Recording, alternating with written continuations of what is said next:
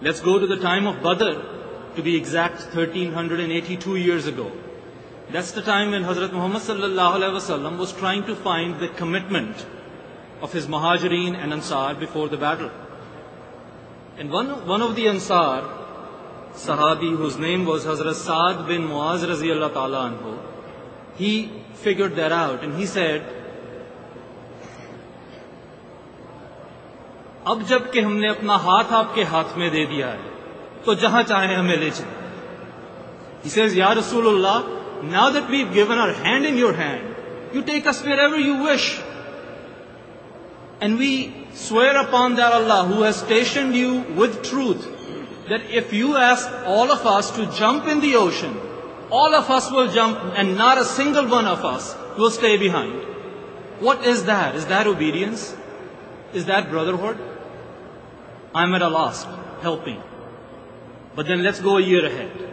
The time of Uhud. Most of us think of that one sad incident of disobedience. But even at the time of Uhud, when the enemy when the Muslim army had sustained heavy losses, look at what Hazrat Muhammad sallallahu alaihi wasallam was doing. He's going over those mutilated bodies, trying to identify them. And the first body that he can recognize is Hazrat Hamza, his uncle. The next body he goes over is Hazrat Abdullah, his cousin. And that's the time when you think of Hazrat Saad bin al-Rabi raziyallahu ta'ala anhu, who was one of the chiefs of Ansar. Imagine, this is a prophet whose family is slaughtered in front of him, and he's thinking of a brother who he remembered during the battle was surrounded by enemies. And he goes and asks another Sahabi that go look for Saad, because he's worried about him.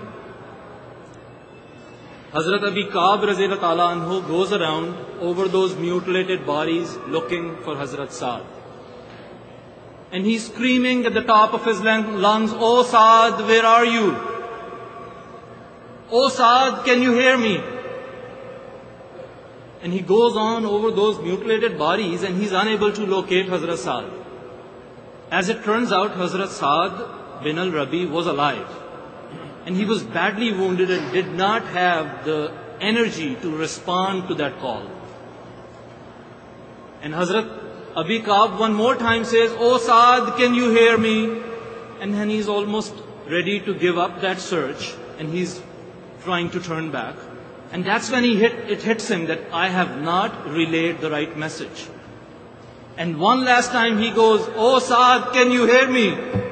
Rasulullah sallallahu alaihi wasallam is asking for you. He's looking for you." And that is the time when Hazrat Saad says that a flicker of energy came into his body and he said, "Yes, I can hear you." Hazrat Ka'b approaches him and he says, "Rasulullah sallallahu alaihi wasallam is looking for you." And Hazrat Saad says, "My brother, I don't have the energy. Say my salam to Rasulullah sallallahu alaihi wasallam. And say my salam to my other Muslim brothers and go tell the brothers of my tribe that if anything happens to Muhammad sallallahu alaihi wasallam in their lives, they will have no excuse in front of Allah."